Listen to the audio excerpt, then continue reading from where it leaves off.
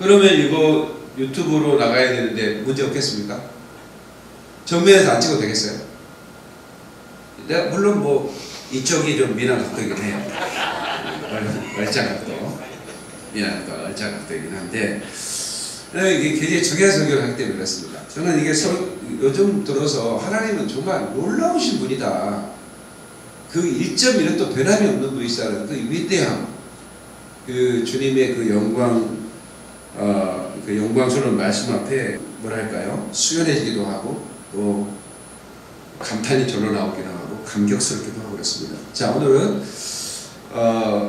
에스겔서 38장 1절 6절 본문 말씀에 의지해서 계속적으로 말씀 한 40분이 살 겁니다.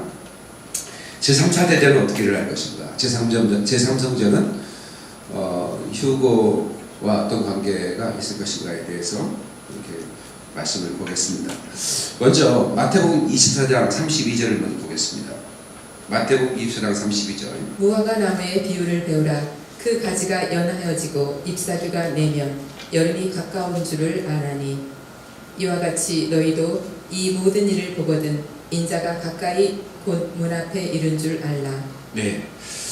무화과 나무는 이스라엘을 상징하는 나무인데 그 이스라엘에 대해서 계속 주목해 볼 필요가 있는 것은 인자가 얼마큼 가까워졌는지, 그 예수님의 재림이, 그것은 이스라엘을 보면 알 수 있다. 이것을 예수님께서 직접 말씀을 하셨습니다. 이 무화과나무만 나온 게 아닙니다. 누가복음 21장 29절 한번 보겠습니다. 읽어주세요. 네, 이에 비유로 이르시되 무화과 나무와 모든 나무를 보라. 자, 스톱. 여기서 무화과 나무가 있고 모든 나무가 있습니다. 예, 무화과는 물론 이스라엘 거를 상징하고 모든 나무는 그 이방 나라들을 말하는 겁니다. 예, 그러니까 이스라엘의 그 독립, 그러니까 탈식민지화라는 거 아시죠? 유럽의 국가들이 아시아와 아프리카 전체를 식민지화 시켰습니다. 그런데 1948년, 저는 47년 이렇게 이후 전에 120개 국가가 독립을 20년 만에 다 독립을 하게 됩니다.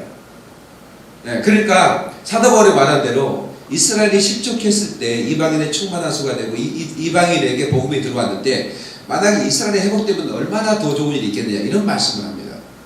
그러니까 이스라엘이 드디어 1948년 5월 14일 회복이 되면서부터 수많은 그 식민지 국가들이 독립을 하게 되는. 그래서 이 독립한 제2차 대전 후에 독립한 나라들을 제3세계라 이렇게 부르기도 합니다. 그러니까 이스라엘이 회복하면서 모든 나라들이 회복하는 그런 축복을 받게 된 거죠. 사도 바울은 아마 그것을 말하고 있었던 것 같습니다. 자, 그러면 이스라엘 보면 종말의 징조를 알 수 있다. 이것이 이제 무화과 나무에 대한 비유를 배우라는 하나님의 말씀인데요. 그러면 이제 언젠간 우리가 휴거가 일어나겠죠. 그러니까 성경에 절기가 나오죠. 봄절기가 있고 가을 절기가 있습니다. 봄절기는 뭐죠? 6월절. 그 다음에 오순절. 그죠? 그런데 너무 놀라운 것은 구약 성경에 주님이 명하신 절기가 있지 않습니까? 그리고 구약 시대에 유대인들은 그대로 절기를 지켜왔습니다. 그런데 그 절기의 6월절 때 예수님이 십자가에 달리신 거 아세요? 정확하게 그 절기에 맞게 예수님이 그 속죄 제물이 돼서 십자가에 달리신 거예요. 그리고 정확하게 오순절 때 성령님이 이 땅에 오셨어요. 그러니까 그 절기가 그대로 예수님이 이 땅에 오실 때도 한치 오차 없이 그 절기를 이루시는 겁니다. 그러면 여름절기는 4개월인데 그 절기는 이방인의 충만한 수가 차는 절기고요. 그 다음에 가을절기 나팔절이 있고 그 다음에 수장절이 있지 않습니까? 이제 대속죄도 있고, 이 절기들은 장차 이루어질 절기예요. 가을절기는 추수 때. 그러니까 봄절기는 다 예수님 통해서 성취가 됐어요. 그러면 가을절기는 예수님의 재림을 통해서 성취가 되는 거죠. 그러면 나팔절은, 그러니까 여러분 이 예수님 크리스마스가 다가오는데 크리스마스는 예수님의 진짜 생일, 정확한 생일일까요? 아닐까요? 아니겠죠. 그 정도는 아시죠. 그러니까 여러분들이 12월 달에 이스라엘 가면 어떨까요? 엄청 춥습니다. 거기는 들판에 양들이 풀도 없어요. 그러면 요즘은 과학이 발달돼서 과거처럼 그냥 그때쯤 났을 거야 이게 아니라 정확하게 성경에 나오는 절기와 그때 당시 역사의 기록들과 성경의 기록들을 가지고 그 다음에 별과 달의 그런 것들을 컴퓨터 입력해서 정확하게 날짜를 잡아냅니다. 근데 그랬더니 그 천문학자들, 과학자들이 예수님은 5월 14일쯤 났을 것이다 이렇게 추적을 정확하게 합니다. 하루도 틀림이 없어요. 동방의 박사들이 어떤 별이 움직였을 거고 그 별을 보고 왔을 거라는 것도 정확하게 다 데이터로 나와 있습니다. 우리나라에는 이제 창조과학회라는 그런 그 카이스트 출신의 과학자들이 이제 그런 자료들을 가지고 창조의 그 하나님께 만드신 그 창조의 증거들을 찾아내고 그러는데요. 아주 정확하게 데이터로 만들어내더라고요. 그러니까 목성과 토성의 움직임인 거예요.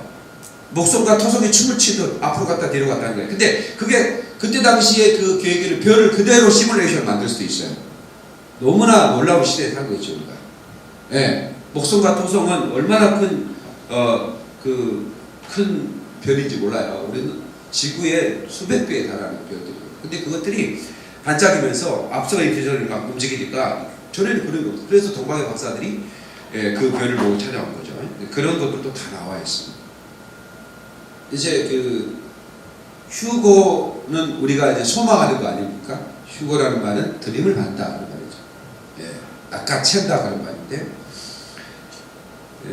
3차 대전은 휴거 전일까 후일까 아니면 동시에 있을까 이렇게 뭐 질문할 수 있는데 성경을 그대로 보면 돼요. 에스겔서에는 순서가 쫙 있어질 일에서 나와 있는데 그 성전을 측량하는 건 에스겔서에 이제 40장 넘어서 나오죠.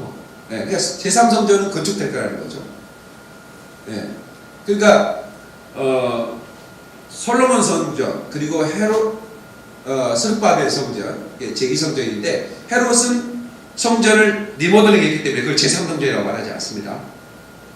이제 앞으로 이스라엘 백성들이 제3성전을 지을 계획을 가지고 있죠. 또 왜 그들은 성전을 지으려고 하는가? 성전을 짓지 못해. 성전을 아무나 지을 수가 없어요. 그들은 해당이라는 곳에서 성경을 읽고 모임을 갖지만 성전은 하나님이 지명한 한 곳밖에 없는 거죠. 근데 그것은 지금 한국동 사원이 세워져 있지 않습니까?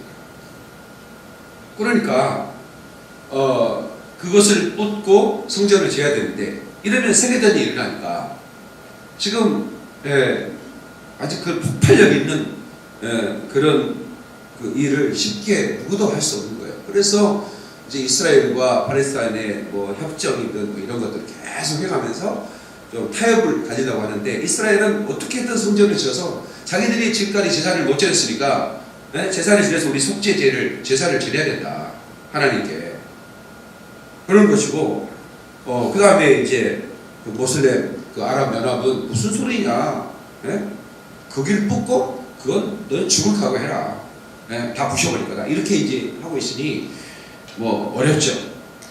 자 그래서 이 성전은 언제 지어질 것인가 이제 저는 제 개인적으로 이것은 뭐 성경을 해석하는 것이기 때문에 뭐 휴거가 언제 있느냐 뭐 제3전이 언제 지어지느냐 이거는 추정할 수 있는 건데 그 구원과는 상관이 없는 것입니다. 그런데 저는 그 휴거 직후에 교회 시대가 끝나는 거죠. 교회가 이제 들림을 받고 나면 이제 얼마나 많은 그 사회적 혼란이 있겠습니까? 그런 그 틈을 타서 러시아가 여러 연합국을 결성을 해서 이스라엘로 공격을 해올 것이다. 그것은 왜 이란이 지금 이스라엘을 없애보려고 하는데 러시아가 대장이 돼서 갈까 궁금하잖아요. 이제 거기엔 이유가 있어요. 성경을 보면서 우리가 한번 보십시다. 자 그러면 에스겔 38장 1절 5절을 대마이 아나운서 한번 읽어주시겠습니까? 여호와의 말씀이 내게 임하여 이르시되 인자야 너는 마곡 땅에 있는 로스와 메섹과 두발 왕 곧 고게게로 얼굴을 향하고 그에게 예언하여 이르기를 주 여호와께서 이같이 말씀하시기를 로스와 메섹과 두발 왕 고가 내가 너를 대적하여 너를 돌이켜 칼고리로 내 아가리를 꿰고 너와 말과 기마병 곧 내 온 군대를 끌어내되 완전한 갑옷을 입고 큰 방패와 작은 방패를 가지며 칼을 잡은 큰 무리와 그들과 함께한 방패와 투구를 갖춘 바사와 구스와 붓과 고멜과 그 모든 떼와 북쪽 끝의 도말과 족속과 그 모든 때 곧 많은 백성의 무리를 너와 함께 끌어내리라. 네, 스톱. 자, 보세요. 여호와의 말씀이 내게 임했다 그랬습니다. 이거는 하나님께서 마지막 때 작정한 일이에요. 계획하고 하나님께서 이미도 이런 그 플랜을 만들어 놨단 말이에요. 근데 감사하게도 우리는 과거에는 이런 정치적인 구조가 만들어지지 않았기 때문에 이게 무슨 얘기인지 잘 몰랐는데 이제는 눈에 보이게 재편이 되고 있기 때문에 정확하게 알 수 있는 거예요. 그러니까 여기서 이제 로스는 러시아를 말해요. 러시아를 로스케라고 부르거든요. 이건 부인할 수 없는 그건데 이 마곡당 러시아를 말하는데 곡이라고 부르거든요. 근데 그 로스가 이제 여러 나라 바사는 페르시아를 말하고 여러분 이란이라는 나라가 국호를 개칭했죠. 이란의 국호가 뭐예요? 페르시아입니다. 페르시아. 이 페르시아를 이란으로 바꾸는데 막 반대도 많았어요. 우리 위대한 일을 왜 바꾸냐. 여기서 바사는 페르시아를 말하고. 그러니까 이란이 지금 이스라엘의 지강이 없애겠다고 벼르고 있는데 그래서 지금 북한의 핵을 가져가려고 얼마나 애를 쓰는지 몰라요. 그 나라, 그 다음에 구스, 붓, 수단, 리비아 이런 말, 그 다음에 고멜, 터키, 도갈마, 전에 말씀드린 탄탄하는 나라들이죠. 러시아와 연합된 그런 분리된 나라들. 근데 이런 족속들이 침공에 올 거다라는 겁니다. 그러면 참 이해가 안 돼요. 이란은 지금 그 종교적인 문제 때문에 이스라엘을 다 없애을 계획하고 이란이 침공하는 것은 이해가 되는데 러시아는 왜 이란 팽이 돼서 이스라엘 공격할까? 러시아가 대장이 된단 말이에요. 근데 지금 러시아하고 이란하고 터키는 군사동맹 맺는 거 아시죠? 근데 터키는 원래 친미였습니다. 갑자기 친너로 이렇게 그 자세를 바꾸게 된 거죠. 그러니까 이제 결국은 이제 마지막 때가 되니까 성경대로 이루어지기 위해서 이런 것들이 재편이 되고 있는 것을 우리가 이제 보게 되는 것입니다. 그런데 이 전쟁은 누구의 승리로 끝나죠? 누구의 승리로 끝나죠? 에스겔 38장 보면 이거는 간단하게 전쟁이 끝납니다. 누가 끝나면 이스라엘이 이깁니다. 그러니까 3차 대전은 몇 개월, 몇 년 이게 아닙니다. 예상컨대 며칠 만에 끝나는 전쟁입니다. 아마 핵이 사용될 거라고 판단이 됩니다. 러시아도 수백 기의 어쩌면 수천 기의 핵이 있는데도 불구하고 러시아가 패할 거라는 겁니다. 근데 이거는 하나님이 주도하는 전쟁이기 때문에 하나님 마지막 때 회개할 전쟁이고 이것은 전쟁의 승패가 이미 다 결정된 거란 말이에요. 그래서 이스라엘이 이겨가지고 이스라엘이 이 전쟁 무기를 태우는데 7년 동안 전쟁 무기를 태울 거라는 말이 나옵니다. 자, 에스겔 39장 9절로 12절 읽어주세요. 이스라엘 성읍들에 거주하는 자가 나가서 그들의 무기를 불태워 사르되 큰 방패와 작은 방패와 활과 화살과 몽둥이와 창을 가지고 7해 동안 불태우리라. 네, 자 이스라엘 성읍들이 거주한다. 이스라엘이 이미 이겨버린 거예요. 그러니까 이 3차 전쟁은 굉장히 이스라엘은 6일 만에 그 아랍 연합을 물리쳐버리잖아요. 독립전쟁을 할 때 순순히 그 땅을 내준 게 아닙니다. 군인 4명 있으면 4명 중에 1명밖에 총이 없었어요. 탱크도 없고 비행기도 없고 나중에야 중고 비행기 4개 그래서 얻어와가지고. 그런데 이스라엘 만큼 이스라엘이 이기는 거예요. 그리고 그 수십억 아랍 연합이 전쟁을 걸고 공격에 왔는데 오히려 더 땅을 다 뺏겼어요. 걸고 있는 나라 다 땅을 뺏겨버리고 말았어요. 6일 만에 전쟁이 끝나버리고 그리고 안식일을 하는 겁니다. 그러니까 이 전쟁 또한 3차 대전 동안 이스라엘과 러시아를 대장으로 한 이란 이런 나라를 대장으로 한 여러 연합국이 이스라엘을 먹으려 했지만 우습게 생각했겠죠. 그런데 결국은 아주 순식간에 전쟁이 끝납니다. 그러니까 러시아가 핵을 사용하려고 했지만 그게 불팔될 수 있다는 거죠. 예, 핵이 있다고 절대 이기는 게 아니라는 것을 성경을 통해 말해주고 있는 것입니다. 물론 3차 대전 전에 우리 교회는 출고될 거라고 저는 생각합니다. 왜냐하면 순서대로 나와 있기 때문에 에스겔을 쭉 읽으면 그렇게 이제 비춰지는 거예요. 물론 배도한 교회는 남아 있습니다. 배도한 교회는 들림받지 못하죠. 수많은 배도한 교회. 그러니까 마지막 때는 배도한 일이 있을 거라고 계시록 18장에 나오죠. 그 배도한 교회는 WCC 같은 종교다원주의 연합을 말합니다. 많은 그 세계의 교회들이 배도를 하고 있습니다. 동성애는 바로 그 배도의 그 하나의 한 중심에 서 있는 그분들이고요. 그 교회가 동성애에 대해서 어떻게 생각합니까? 라고 물었을 때 동성애 어떻습니까? 다 인권인데 그 나면서부터라는 말 나올 때 이 사람은 그리스도인 것이 아닙니다. 왜냐하면 하나님은 남자와 여자를 졌다고 했지 동성애자를 지은 게 아니에요. 근데 사탄은 46가지의 젠더가 있다는 거예요. 성이. 이렇게 사악한 이론을 펼치는데 기독교인들이 거기에 동의를 한다? 그 자체가 배도인 겁니다. 배도인 거예요. 동성애에 대해서 감대해야지, 사랑해야지 이렇게 물론 교회가 사랑해야 됩니다. 그분들을 품어야 되고 그분들은 동성애는 질병이 종 중에 하나이기 때문에 의사들은 동성애한테 이존이 될 수 없죠. 아기를 낳지 않아요. 얼마든지 동성애는 탈동성애 할 수 있다 이렇게. 근데 탈동성애 운동하는 사람들을 막 고소하고 난리칩니다. 교회가 탈동성애 운동을 하고 있거든요. 동성애 출신 목사가 탈동성애 해가지고 나도 과거에 동성애자 했다 이거예요. 그분의 한 목사님이 커밍아웃을 한 거예요. 어머니 사실은 나 동성애자입니다. 그러니까 어머니가 아들 애미 잘못 만난 덕인 것 같네. 그리고 가서 농약을 마시고 돌아가셨어. 그러니까 이거 놀래가지고 어머니 미안해요. 잘못했어. 아들 때문에 그렇다고 세상에 건지면 어떡해요. 이러면서 이제 동성애에서 빠져나와가지고 동성애자들을 당신도 얼마든지 동성애에서 나올 수 있다. 이런 그 동성애자를 돌보는 운동. 그런 걸 하고 있는데 그 사람이 최고 많이 공격을 받고 있습니다. 자, 그러면 사우디아라비아가 있죠. 사우디아라비아는 어떤 태도를 취할 것인가? 거기에 이제 모슬렘 메카가 사우디에 있지 않습니까? 그러니까 그들 말로는 기독발이 최고 잘 맥히는 곳. 그러니까 평생에 죽기 전에 한번 가서 예배하고 뭐 이렇게 그 알라에게 절을 해야 되는 것. 그것이 이제 사우디의 메카죠. 그러니까 막 수백만 명이 모이지 않습니까? 그 라마단 때. 그래서 하도 많이 모이니까 막 발표 죽기도 하고 막 그래요. 막 뭔가 잘못 이렇게 막 움직이기 시작하면 뭐 그런 일이 수없이 많이 전적으로.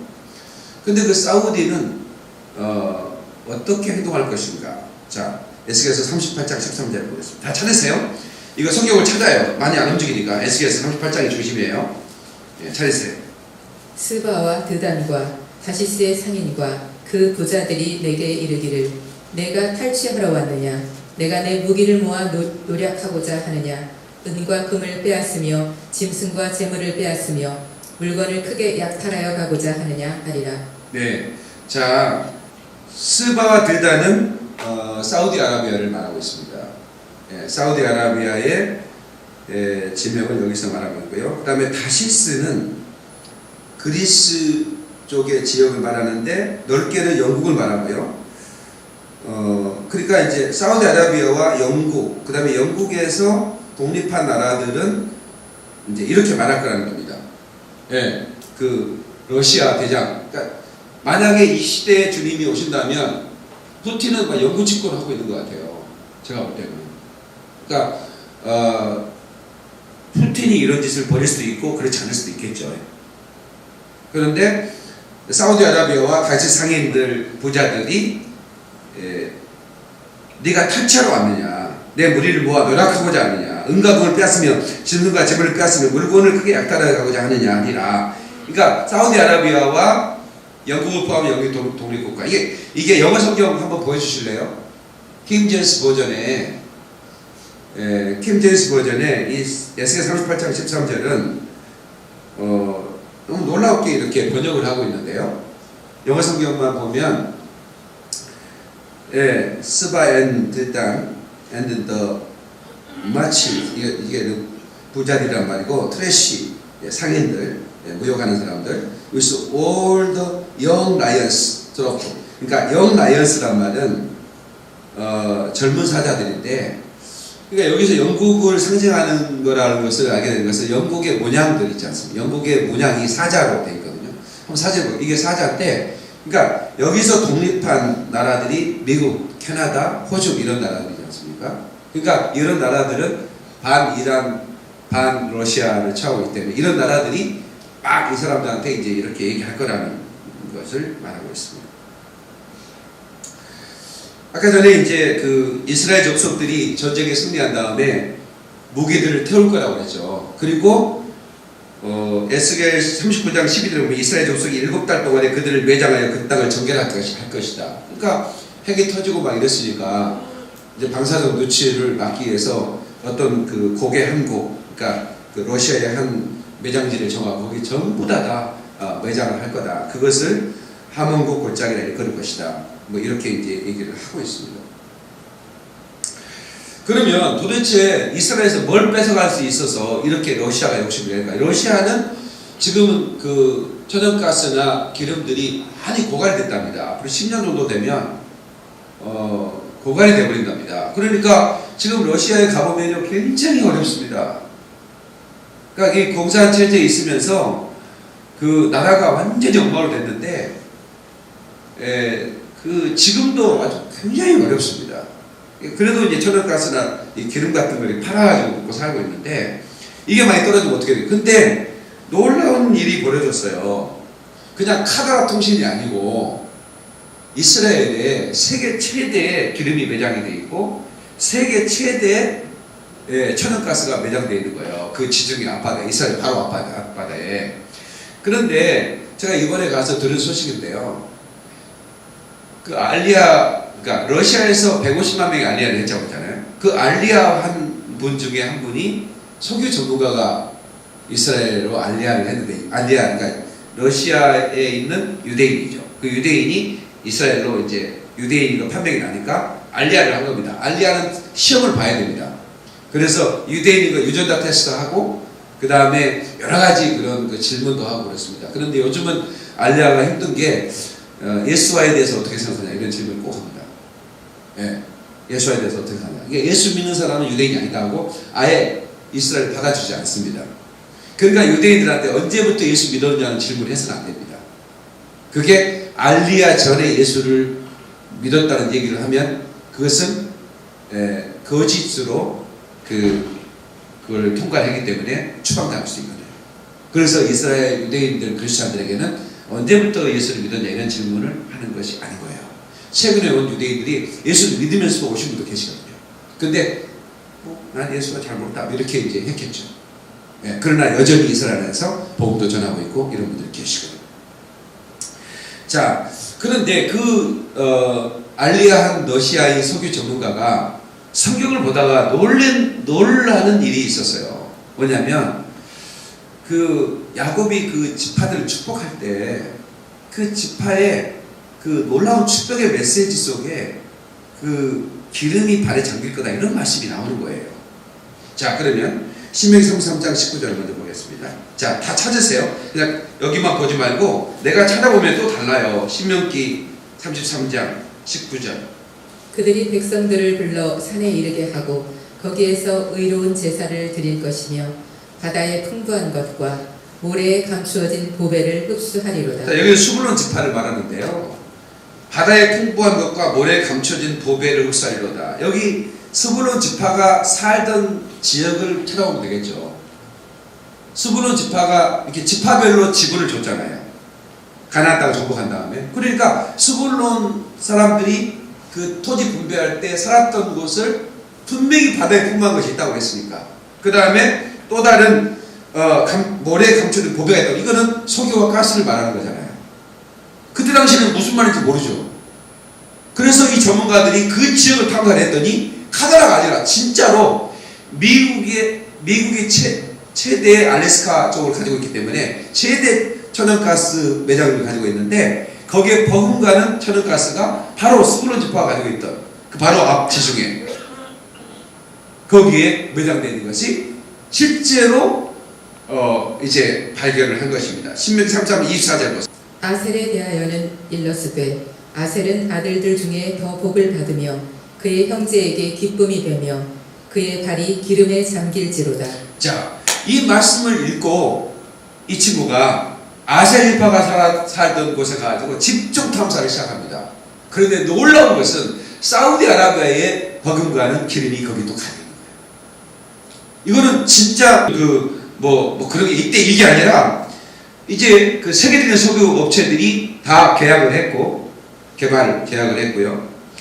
그러니까 지금 2010년 12월 30일 미 월스트리트 저널에 미 노블 에너지가 이스라엘 연안에 리바이어던 강구 천연가스 4,531억 제곱미터 매장되어 있는 것을 확인했다고 전했다. 이는 2000년 이후 발견된 천연가스 매장량 가운데 최대인 것이다. 미 지질조사국이 발표한 내용도 노블 에너지 측의 의견을 뒷받침했다. 2010년 3월 이스라엘 연안에 매장되어 있는 천연가스가 미국의 절반 수준인 3조 4,547제곱미터 가량되며 석유도 그러니까 바다에 숨겨진 모래 보배가 있다고 그랬지 않습니까? 석유도 17억 배럴 이상 매장되어 있다. 근데 이제 아셀 지파가 있던 곳은 이스라엘 사막 지역의 시벨라 분지 일대죠. 세일 석유 2,500배럴 매장되어 있는 것이 추정되고 이는 2,600배럴의 석유 매장을 가진 사우디아라비아에 이어 세계 2위 수준이다. 거의 맞먹는 거예요. 예. 그러니까 얼마나 많은 석유가 이곳에 매장이 되냐. 그래서 이제 로스차일드가 가지고 있는 석유 합자들 전부 다 여기 계약을 맺어서 이제 곧 이스라엘산 석유가 나오는데 이스라엘이 가장 어려운 게 에너지 파워였거든요. 다 중동 거기 에워싸고 있는 나라들은 다 석유를 가지고 있고 그 오일 머니 가지고 이스라엘을 밀어붙였는데 이제는 이스라엘은 대단한 나라가 돼버린 겁니다. 하나도 부족한 없는 나라가 됐고 여러분 이제 앞으로 이스라엘 가보겠지만 이스라엘이라는 나라가 어제도 490기의 미사일이 날아갔죠.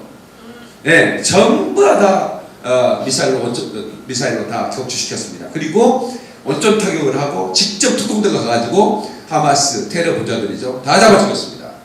그러니까 이스라엘은 얼마나 무서운지 이스라엘을 공격하면 30년이 지나도 반드시 그 테러한 사람을 찾아와서 죽여요.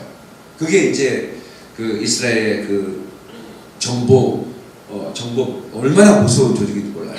예, 그걸 아예 만천하에 공개를 하고 일을 하는 거니까요. 그러니까 이스라엘 이역을 주거나 이역을 줄 가능성이 있거나 실제로 이역을 가한 사람은 용서하지 않아요. 몇 배로 갚아줍니다. 자, 이렇게 놀랍죠? 성경에 아셀 지파, 스불론 지파가 바다에 보배가 있을 것이다. 네 기름이 발에 잠길 거다. 그러니까 센스가 있는 사람은 아셀 지파가 사는 지역을 한번 탐사해볼 필요가 있다. 그래서 그대로 해봤더니 거기에 사우디아라비아 2,600배, 이스라엘 2,500배. 그러니까 뭐 거의 맞먹잖아요. 그러니까 얼마나 많아. 그러니까 솔로몬 시대 이후에 솔로몬 시대에 가장 이스라엘 번영했거든요. 예, 이후에 최고의 번영을 누리고 있어요. 지금 이스라엘은. 가보시면 유럽의 휴양지인지 어디 착각할 정도로 어마어마합니다. 그러니까 이따가 또 성경을 보겠지만 정말 이스라엘은 최고의 평화를 지금까지 많은 고난을 누렸잖아요. 2000년 동안 얼마나 많은 반유대주의 때문에 환란을 당하고 있습니까? 지금 70년 동안 이스라엘은 최고의 왕기를 누리고 있는데 이 평화를 이제 이스라엘 백성들이 감사로 한 게 아니라 타락으로 완전한 타락.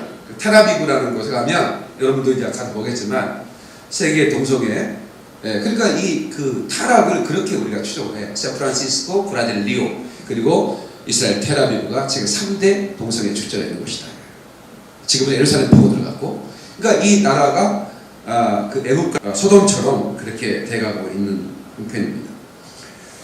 그래서 우리가 이제 이 부분에 대해서 이제 전쟁이 일어날 텐데 이스라엘 전쟁이 끝나면 어떻게 될까? 이스라엘 전쟁이 끝나고 나면 이제 세계 단일 국가, 그러니까 뉴 월드라는 세계 그 단일 국가를 만들기 위해서 일루미나티와 프리메이슨이 계속 작업을 해왔고, 이제 그때 아마 그게 이제 되고 이스라엘과 세계 단일 종교 그 대표로 뽑힌 사람과 1대1로 협약을 맺을 거다 이렇게 나오잖아요. 협약을 맺을 거다. 그래서 협약을 맺되 어떤 협약을 맺느냐? 너희들의 소원이 뭐냐? 성전 짓는 거다. 오케이. 성전 짓도록 해주겠다. 이제 이런 약속이 돼요. 그러면서 성전이 급속도로 지어지는데, 그러면 황금동 사원은 뭐래요? 또 한 번 전쟁이 일어나야 되는데 양보하지 않죠. 모슬렘이 양보할 수가 없죠.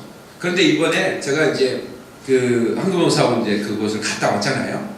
그러면서 이제 이 고고학자들이 황금동 사원 그러니까 그들은 아무나 성전을 지어서는 안 돼. 그냥 어려우니까 그 옆에다 그냥 진짜 이게 안 돼.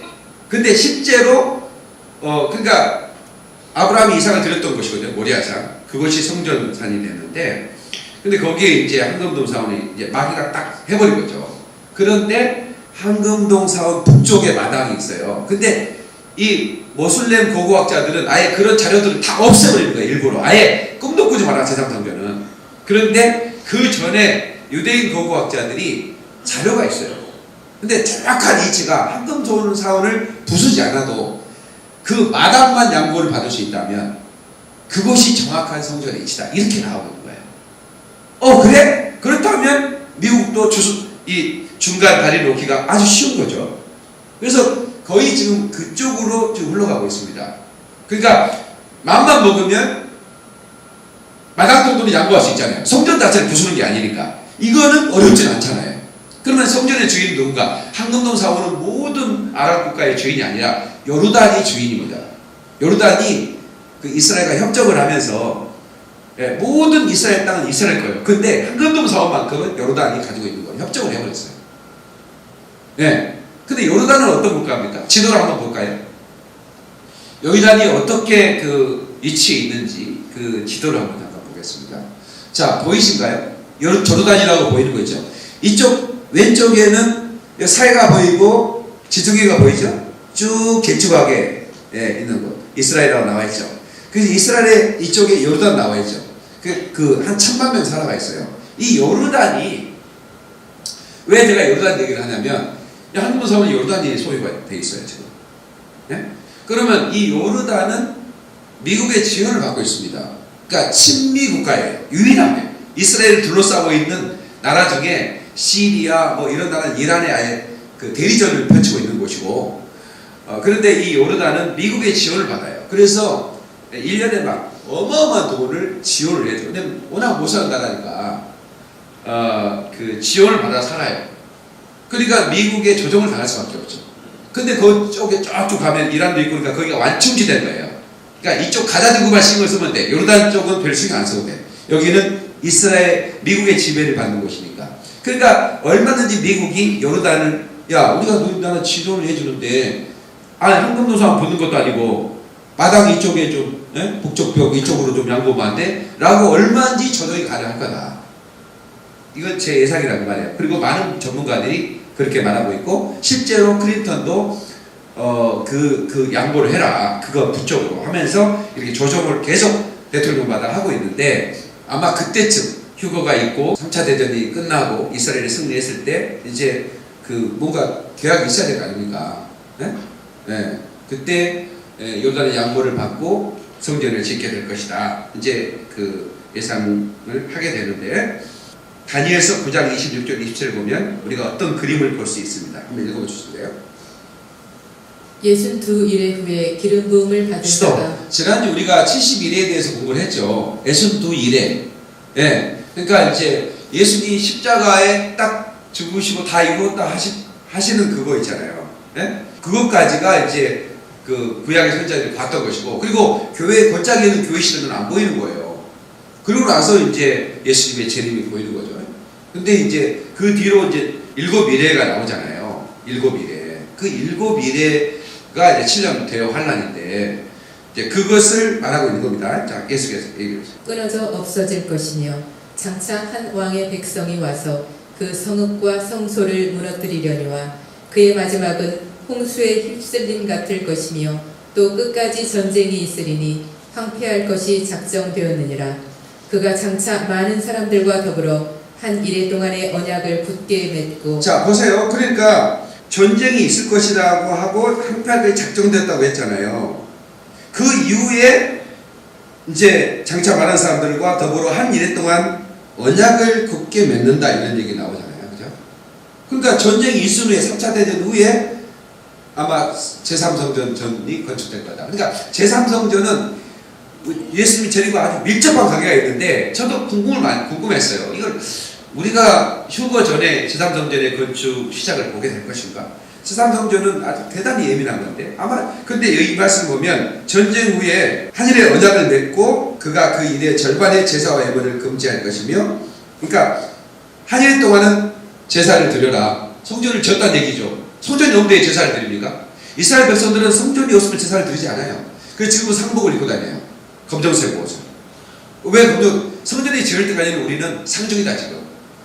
네, 그래서 그들은 계속 성전이 제3성전이 지어지는 것만을 기도하고 있는 거예요.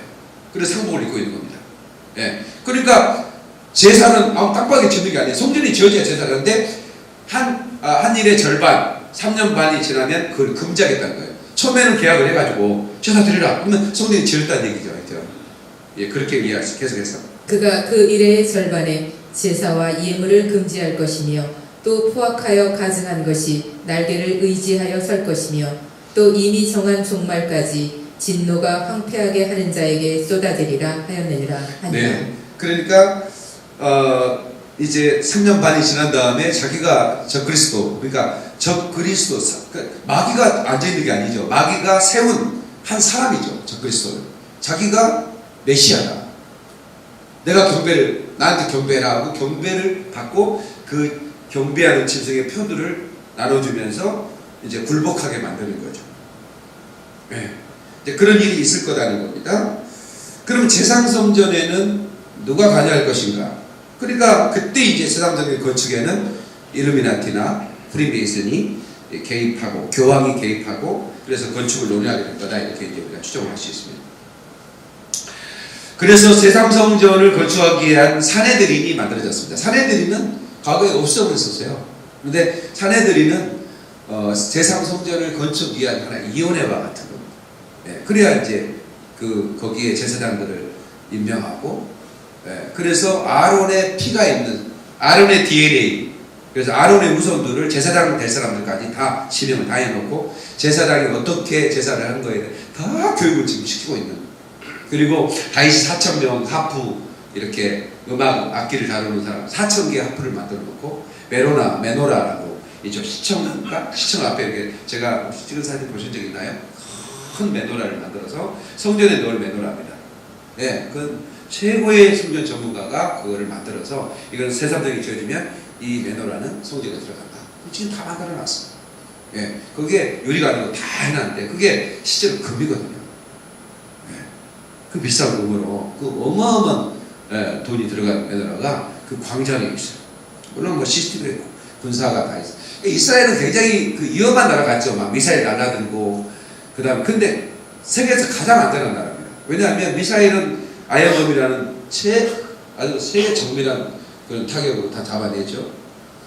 그리고 이란 같은 데서 미사일 날라오면 1,500km나 이렇게 떨어져 있거든요. 그러니까 예, 해봐야 이란의 지원을 받은 그런 테러단체 하마스가 조잡하게 만든 미사일밖에 안 날라오니까 위험하지 않습니다. 그리고 워낙 작은 나라이기 때문에 군인이 한 20만 명 되는데 군인들이 골목 곳곳마다 지키고 있어요. 그러니까 뭐 도둑질을 한다거나 누구를 어떻게 해야 한다는 있을 수 없어요. 곳곳마다 경찰들이 그 군인들이 젊은 사람들이 남자는 3년 여자는 2년 동안 군복무를 하거든요. 의무복무를 하거든요.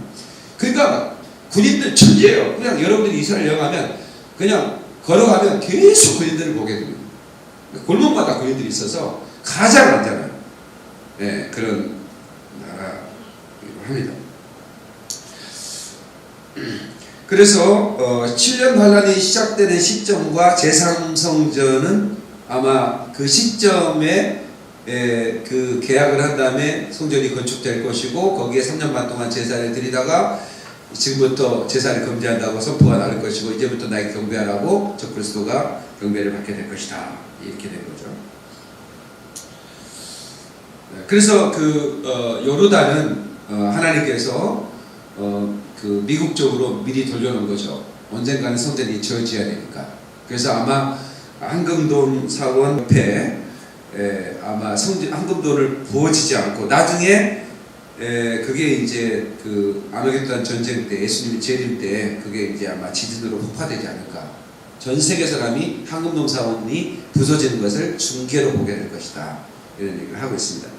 자, 그러면 계시록 11장 1절 2절 한번 보겠습니다. 계시록 11장. 또 내게 지팡이 같은 갈대를 주며 말하기를 일어나서 하나님의 성전과 제단과 그 안에서 경배하는 자들을 측량하되 성전 바깥 마당은 측량하지 말고 그냥 두라. 이것은 이방인에게 주었은즉 그들이 거룩한 성을 42달 동안 짓밟으리라. 예, 이 42달은 3년 반을 말하죠. 그러니까 이제 거룩한 성, 그러니까 그 성을 마음껏 이제 짓밟을 거다. 그 적그리스도가. 그러니까 성전방 마당에는 황금동 사원이 있을 것이다. 이렇게 이제 그렇게 예상을 하는 겁니다. 요르단은 그것을 양보할 거라고 하는데 요르단에 대해서 다니엘이 말한 게 있어요. 다니엘서 11장 41절 보겠습니다. 그가 또 영화로운 땅에 들어갈 것이요 많은 나라를 패망하게 할 것이나 오직 에돔과 모압과 암몬 자손의 지도자들은 그의 손에서 벗어나리라. 네, 그러니까 이스라엘 공격했던 모든 나라들은 다 패망하고 나라가 지구상에 없어져 버립니다. 그런데 에돔과 모압과 암몬 자손의 지도자들이 그 전에 벗어난다 이 말은 에돔은 누구죠? 에서의 후손들이 살았던 것이고 모압과 암몬은 소돔과 고모라에 망했던 그 롯의 후손들이죠. 그들이 살던 것이 미디안인데 그 미디안이라는 곳이 요르단입니다. 그러니까 요르단은 안전할 거다 이런 얘기예요. 그 멸망에서 벗어난다 그 말이에요. 그러니까 요르단은 그 전쟁, 제3세계 전쟁에 휩쓸리지 않아요. 그러면서 전쟁이 끝난 다음에 바로 이제 미국이 설득해서 요르단에게 황금산 사원 마당을 양보해라. 그리고 계약을 맺어버리겠죠. 성전산을 지켜 해주자. 성전을.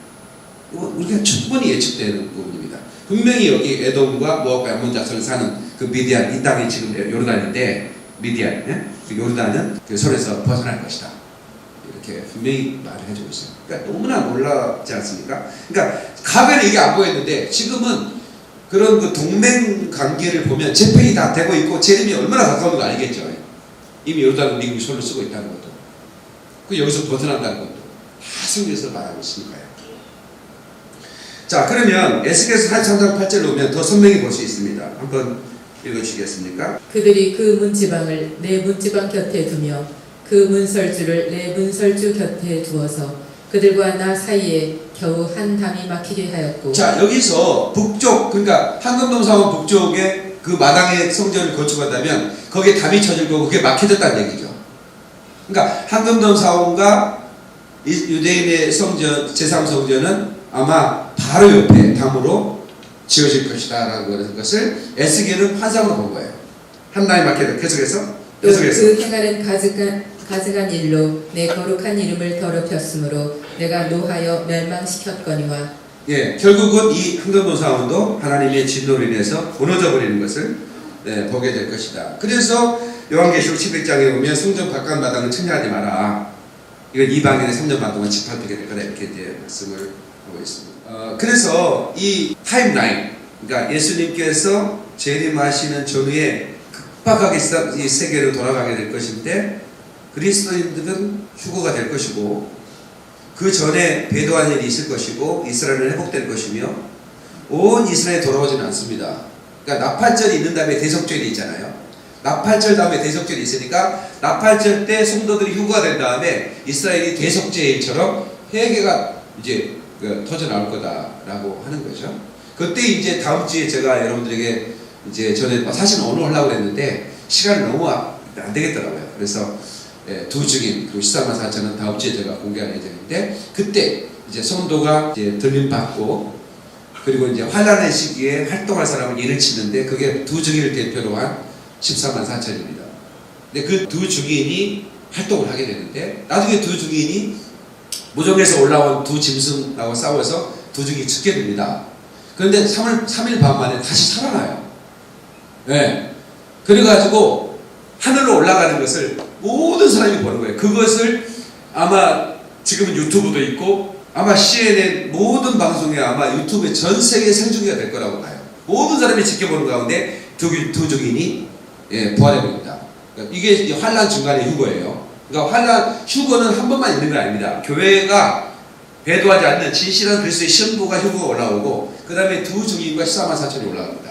그 다음에 그것들을 보고 두 증인이 올라가는 거 보고 막 야 정말 우리가 믿는 하나님이 진짜 하나님이고 우리가 몰랐었구나 하면서 회개하면서 짐승의 표를 받지 않고 순교한 사람이 마지막 올라오는데 그게 세 번째 환란 후거예요. 그러니까 환란 전이냐 환란 중이냐 환란 후냐 이게 다 맞는 얘기예요.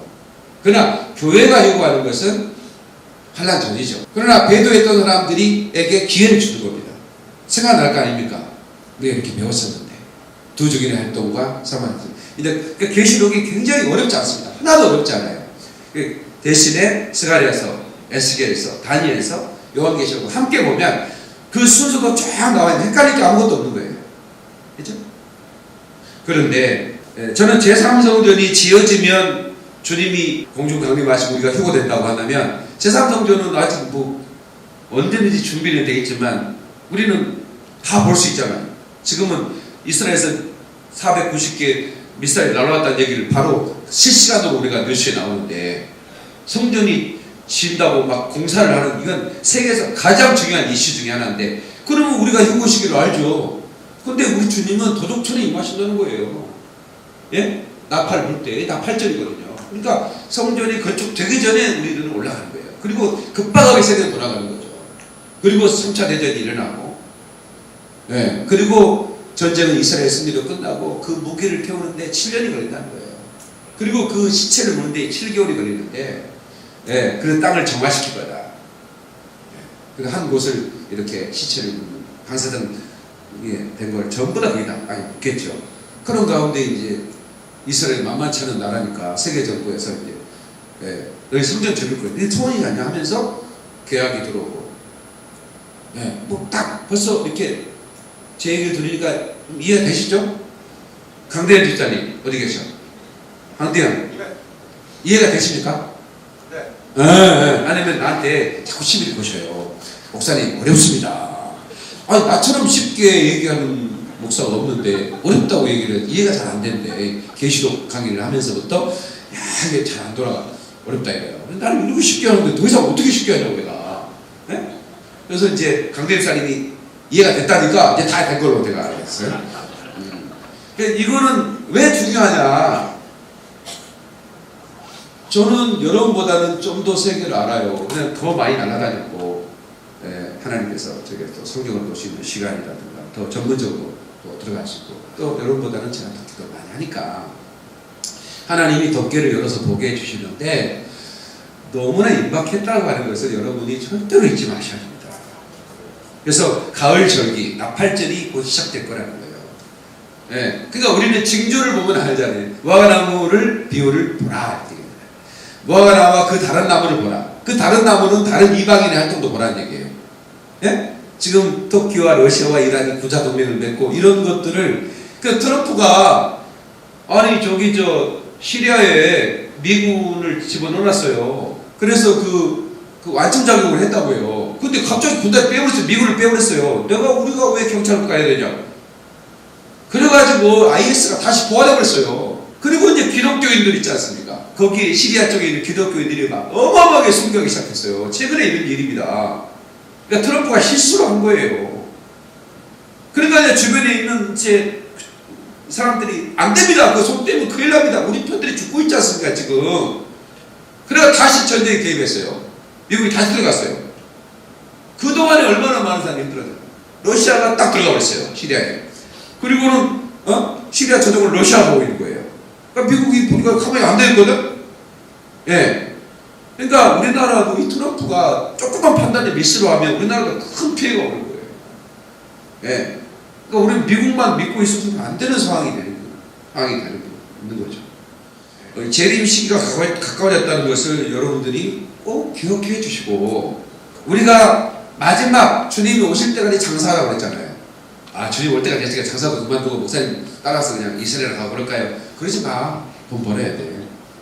올 때까지, 내가 올 때까지 장사하라고 그랬다고요. 내가 올 때 가까울 때는 아무것도 그만두고 나를 많이 준비해. 이게 아니에요.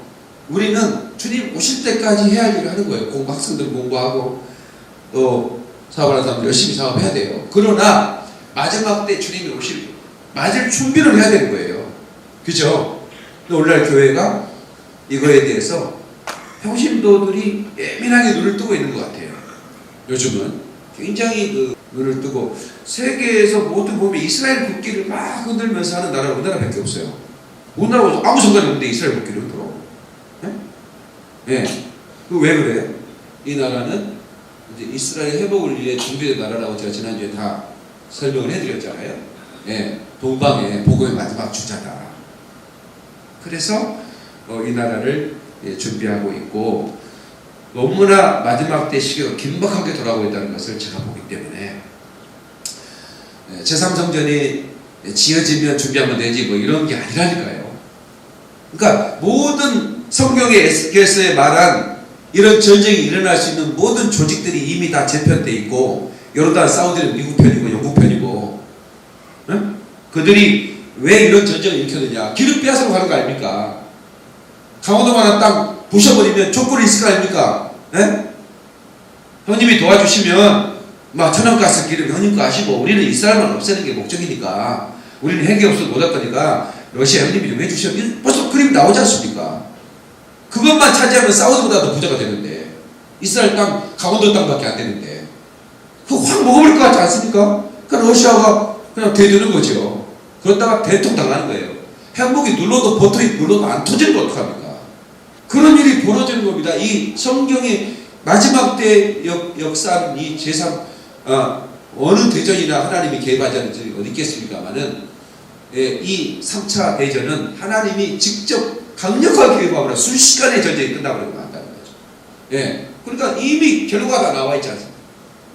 결과가 나와. 그러니까 우리는 이 타임라인을 이제 눈으로 보고 너무나 긴박하게 돌아가고 있구나. 나는 요르단 소리도 몰랐고 요르단이 친미도 몰랐어요. 자료를 찾아보다 보니까 이렇게 되어 있는 거예요. 예. 그러니까 성경에 에돔 족속, 모압과 암몬 족속은 그 진도에서 벗어날 것이다. 이렇게 얘기하잖아요. 요르단은 그 전쟁에 참전하지 않을 거다. 이스라엘 바로 옆에 있는데, 그 시리아 이쪽 다 함께 참전하게 됐다고 말하고 있잖아요. 보갈마 족속까지 다. 그러니까 이미 우리는 이제 성경대로 되고 있는 걸 다 보고 있는데도 불구하고 하고 있는 거예요. 그렇구나. 너무나 놀랍게 마지막 때에 긴박하게 움직이고 있고, 그리고 이스라엘이 회복되면서 120개국 전체가 아프리카와 아시아에서 20년 안에 전부 다 독립을 하게 되잖아요. 새로운 나라를 만들게 돼요. 그래서 50개국밖에 없었어요. 유엔에 가입한 나라가 56개국밖에 없었다. 거기 33개국이 이스라엘 독립에 참석해 준 거죠. 처음에는 이란도 이스라엘 독립에 참석을 했었어요. 나중에 이제 그 호메이니가 아시죠? 그 여러 가지 역사적인 사건이 있었습니다. 그래서 미국하고 이렇게 굉장히 그 갈등 구조를 가지면서 그 이란은 이렇게 얘기합니다. 그 이란의 이란은 이스라엘 가장 큰 사탄 미국과 작은 사탄 이스라엘을 없애는 게 우리나라의 사명이다, 이렇게. 근데 하나 아쉬운 게 핵을 못 가지고 있거든. 이란은 돈도 가지고 있죠. 근데 이제 의지할 수밖에 없는 건 북한밖에 없는 거예요. 다른 나라들은 뭐 미국 제재를 받으니까 뭐 핵을 어떻게 지원할 수도 없고.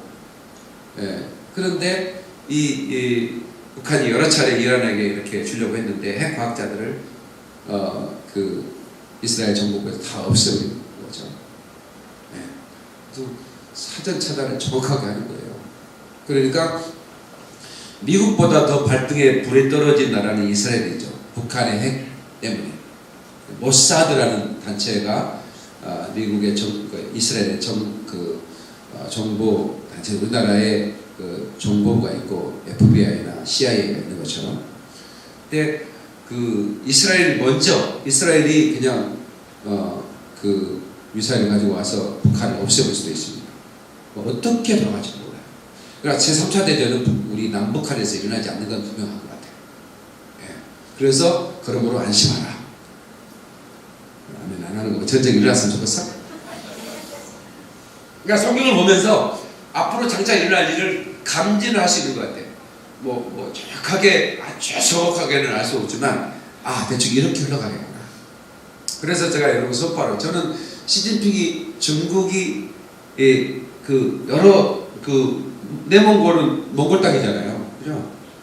여기 저 훈영광성, 길림성, 영광성 이거는 우리나라 만주 우리나라 땅이었잖아요. 다 독립시켜야 된다고. 나오니까 독립해. 우리가 독립해. 그건 딱 찾아야 된다니까. 그러니까 요즘 들어서 그 기도 계속해요. 하나님 시진핑이 와가고 그 땅 우리가 차지하게 도와주세요. 기도합니다. 예수님이 제일 믿는다면 그걸 탄핵하면 이 나라가 얼마나 대단한 나라가 되겠습니까? 미국의 하버드 아이비리그의 최고의 경제학자들이 이 중국이 무너질 수도 있다. 그리고 독립할 수도 있다. 각 그 나라들이. 그리고 한국이 그 땅을 차지할 수도 있다. 이렇게 얘기하고. 만약에 한국이 그 땅을 차지하면 세계 2위권가 될 거다. 1위라는 얘기를 안 하더라고요. 다 미국 사람들이라. 예. 세계 2위는 대한민국이 될 거다. 이렇게 얘기합니다. 예. 근데 그게 가능한. 그래서 우리가 기도할 때 꼭 정말 그 예루살렘의 평화를 위해 기도해야 되고, 예루살렘 평화를 위해 기도한다는, 아까 예루살렘 예루살렘은 그 노래 불렀죠. 그거는 예루살렘 평화를 위해 기도하라 그런 말이잖아요. 근데 예루살렘 평화는 언제 오죠? 예수님이 재림이 오시고 예루살렘 평화가 오고, 예수님이 통치를 하십니다. 1000년 동안 이 땅에서 통치하시는데, 우리는 예수님의 통치하는 천국, 그러니까 그 새 예루살렘 천국 가기 전에 이 땅에서 그 예수님의 그 통치를 맛보게 되는 거예요. 근데 이스라엘과 이제는 그때는 나라가 없었죠. 경계가 없었죠. 이스라엘과 이방인이 하나가 되는 거예요. 이거를 뭐냐면 원누멘이라고 해요. 원누멘. 한번 합시다. 원누멘. 이거를 우리나라 말로 한세 사람이라고 해요. 한세 사람. 한세 사람.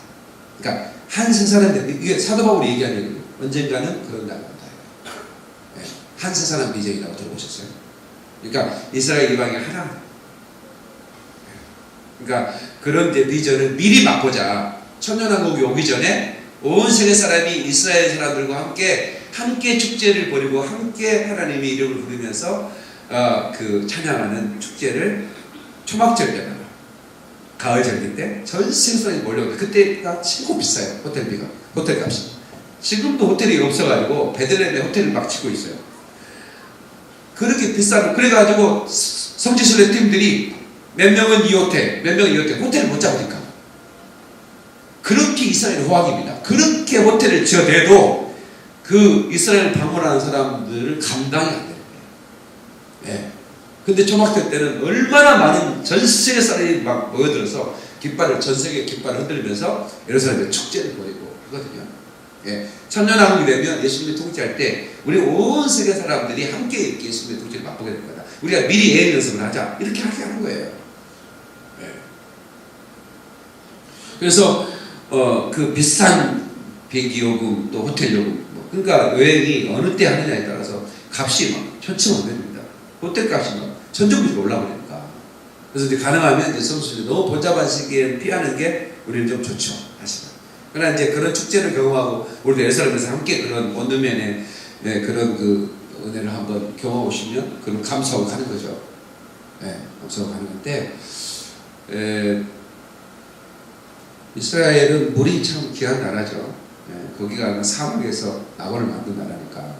그래서 선교사님 집에 이렇게 이제 호텔비 비싸니까 선교사님 집에서 숙소를 정하고, 선교사님이 이제 우리 집에 오셔서 이스라엘 오셨으니까, 그러면 이제 우리는 이제 우리가 한국에서 하던 대로, 한국에 하던 대로 이제 화장실 들어가지고 샤워를 쫙 하는 거예요. 그러면 선교사님은 화장실 밖에서 가슴을 뜯는 거예요. 그렇게 물을 써버리면 한 달에 200만 원 정도 물세가 나와요. 근데 우리는 모르고 한국에서 하던 대로 막 어이 싫어다. 막 그 사람들은 이빨 닦고 하는 것도 물을 받아놓고 나중에 빨리 안 돼서 세수한 물을 절대로 안 버려요. 통에 받아놓고 일반 쓰고 이렇게 써는 거야. 그렇게 써도 물값이 너무 많이 나와가지고. 근데 우리는 막 선교사님 집에 가가지고 막 그렇게 써버리면 모르니까. 그러면 선교사님 밖에서 막 가슴을 뜯고 있는 거야. 뭐 그만 쓰라는 얘기도 못하겠고. 에? 그러니까 역시 이스라엘 친척집 가면 무료 제작에 쓰시기 바랍니다. 나는 호텔에서는 뭐 많이 쓰다고 그런 얘기 안 하니까. 근데 나는 이스라엘에 사랑한다고 또 이스라엘에 기도로 간 사람이 마음대로 못 쓰겠더라. 아무리 돈 내라는 얘기는 안 하지만. 그래서 집사람한테 여보 그 물소리 들어 그러지 마. 대충 쉬하고 끝내. 예. 그랬는데 그렇게 그 땅값이 비싸고 그럼에도 불구하고 세계 사람들이 계속 모이고 세계에서 부동산 가격이 제일 비싼 곳이 이스라엘 텔아비브 33평 아파트가 150억 정도 갑니다. 별로 또 안 보내는가 봐요. 네, 그런데 미국의 부자들이 다 사나워요. 거기는 더 오를 수밖에 없어요. 네, 이스라엘은 더 오를 수밖에 없습니다. 이스라엘은 망하지 않습니다. 네, 성경에 나와 있잖아요. 그러니까 가장 안전한 투자잖아요. 안 망하잖아요. 이스라엘은. 네? 다른 나라들은 다 없애버리잖아요. 그 투자하는 사람 미친놈들이죠. 이란의 땅 사는 사람들. 그거 없애버릴 건데. 네? 네. 그러니까 그런 그 영적인 것을 우리가 볼 필요가 있다. 그래서 정말 얼마 남지 않고 언젠가는 좀 모르죠. 만약에 어느 날 예수님 온다 말하면 그건 시한부 종말은 자고 그건 이단이죠. 잘못된 거예요. 어떤 훌륭한 뭐 이름 있는 사람이라도 어느 날 온다. 이건 가짜입니다. 그러나 징조, 네? 예수님이 지금 오실 징조가 지금 이렇게 보여주고 있다는 것은 당연히 가르쳐야 돼요. 네. 그래서 우리가 이 징조를 보고 준비하자. 정말 얼마 남지 않았다. 예. 그러니까 나는 설레는 마음이 돼. 꼭 신부의 마음이 이렇구나. 기호나 너 시집 가려고 하면 설레거냐 안 설레거냐? 설레겠지. 예? 신부가 얼마나 설레겠어요. 날짜 받으려면. 근데 내가 신부는 돼보지 않았는데 그런 마음이에요. 제가 예수님 곧 오실 텐데 하는 마음. 제가 이게 설레는 마음이 제한테 들어요. 요즘. 예. 요즘 그래서 그 예수님 오실 때 우리 성도들과 함께 들림받아서 정말 한 사람도 놓치지 말고 내가 들림받는 그런 축복을 받아야겠다 하는 마음으로 제가 이제 이런 나는 뭐 몇 번 하려고 하고 말라고 했는데 그럴 수가 없어. 내년에도 계속 해야 될 것 같아요. 예, 하나하나 말씀 하나님이 열어주시니까 너무 신기하고 놀랍고 난 너무 설레고 감사하고 그리고 또 이제 그런 마지막 예수님의 재림을 준비하고만 있는 게 아니라 마지막 우리에게 맡긴 사역까지 맡겨주셨으니까 그 사역에 참여하는 것이 너무너무 감격스러운 거예요. 예, 그래서 어떻게든 우리가 주님의 재림을 준비하면서 주님 오실 길을 예비하는 그런 교회가 되자라는 말씀을 드리면서 제 3 성전 그 다음에 제 3차 대전 이런 것들은 이미 다 지금 준비되고 있고 마귀는 그렇게 또 발악을 하겠지만 하나님의 승리고 하나님의 계획대로 다 준비될 것이고 그런 걸 보면 축소시키 우리 인생을 보면 우리들은 마귀가 우리를 어떻게든 넘어뜨리려고 하겠지만 결국은 우리가 승리해야 돼요. 하나님 말씀 안에만 있으면 하나님 말씀도 순종하기만 하면 반드시 승리합니다. 이거는 우리나라 축소적으로 우리나라도 마찬가지고 여러분의 개인도 마찬가지입니다. 결국 우리는 승리하게 돼요. 그러니까 아무리 어려움이 와도 여러분 사업에 어려움이 있고 또 가정에 어려움이 있어도 포기하지 마세요. 그리고 믿음으로 나 시간에 얘기했잖아요. 믿음의 언어를 써라. 생명력의 언어를 사용하라. 그러면 네가 열매를 뿌렸으니 네가 열매를 거두리라. 그리고 열매를 먹게 됩니다. 네? 그래서 열매를 짓는 여호와 네가 말한 대로 네 열매를 먹을 것이다. 분명히 말하고 있으니까 우리는 나라를 위해서도 그리고 여러분의 가정과 여러분의 생애를 위해서도 믿음으로 애언적 선포를 해야 됩니다. 우리 가정은 잘 될 것이다. 그래서 내가 치매 중풍 내경색 내가 예민합니다. 왜 그러냐면 내가 이렇게 환자 신방을 가잖아요. 치매 중풍 내경색이 제법 못했어요. 예, 이 암은 이게 다 인지가 있고 그러니까 암은 그렇게 결코 그렇게 요즘 무서운 병도 아니고 참 착한 병이에요. 예, 암은 바로 죽고 그러지 않아요. 근데 이게 치매 중풍 내경색은 너무나 주변 사람도 힘들고 그렇죠? 그래서 나는 항상 나는 치매에서 안 걸린다. 목사님은 사열에서 안 걸린다고 얘기하지만 난 사열도 안 했는데 걸리면 어떡하죠? 그래도 안 간다고 해. 예, 시간도 하던가. 응? 머리를 밀고.